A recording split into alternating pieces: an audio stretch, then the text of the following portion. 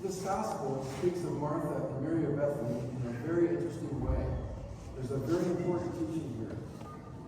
Martha, Mary, and Lazarus were all siblings and very close friends of Jesus. Recall from the Gospel of St. John that Jesus raised Lazarus from the dead, and Jesus was such good friends with these three. When he found out that Lazarus had died, he wept.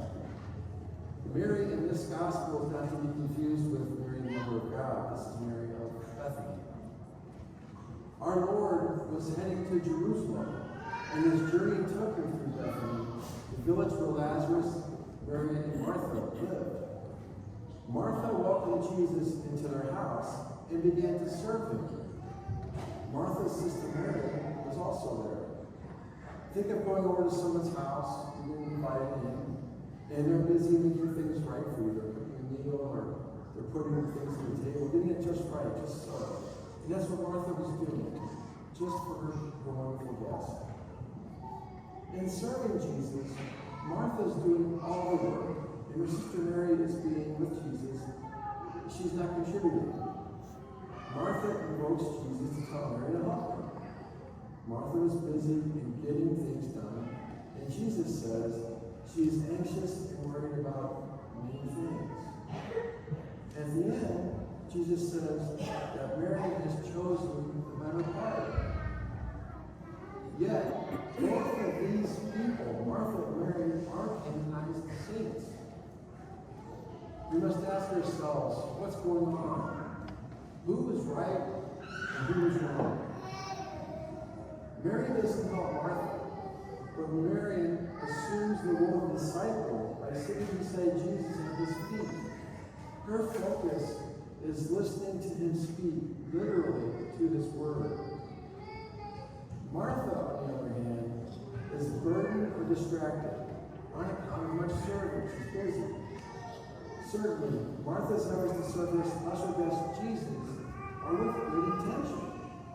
Since there is so much to do, she is distracted and too busy to pay attention to Jesus' words.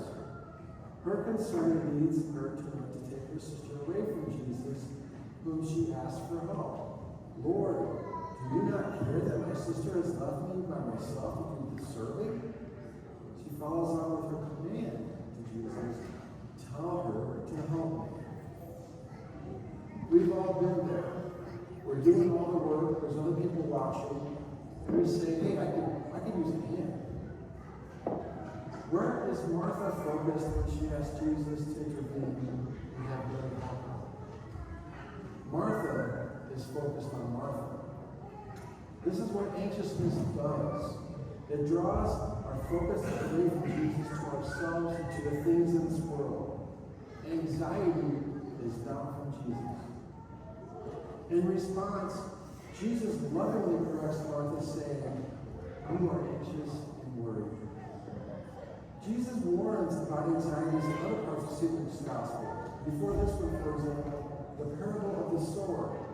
Jesus warns that anxieties can, like thorns, choke a person's response to the word. And later on in St. Luke's Gospel, after this passage, he cautions against being anxious and allowing oneself to be weighed down with the anxieties of life. Here, Martha's anxieties are from a very good intention, her desire to serve Jesus, not the pursuit of sinful pleasures. Jesus' teachings about anxiety apply to all of us. Again, anxiety is not from God. Martha was getting annoyed. Mary was feasting. Martha was coping with many things. Mary was concentrating on one. Both occupations were good and with good intentions. Martha is the symbol of the active life, while Mary is the symbol of the contemplative life.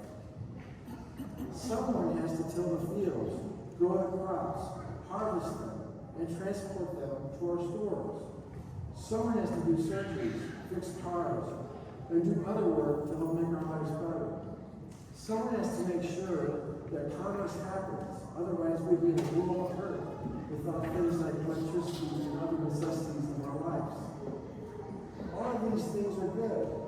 But we must ask ourselves, why are we doing them?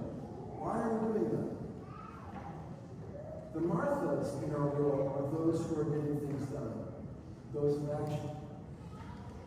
Someone has to pray and contemplate the will of God, do what is right and contemplate the truth in your relationship with Christ. We wouldn't be in a world of hurt without moral compass and terribly rolling outcomes would come from that.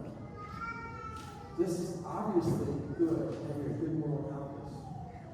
The Marys of our world are contemplating the will of God. Which one is more important? The active life of addressing temporal needs or the contemplative life of prayer? The answer is, we are called to sanctify both. Action and contemplation cannot be regarded as two opposite ways of living our Catholic faith. St. Roeseler has this to say about this gospel.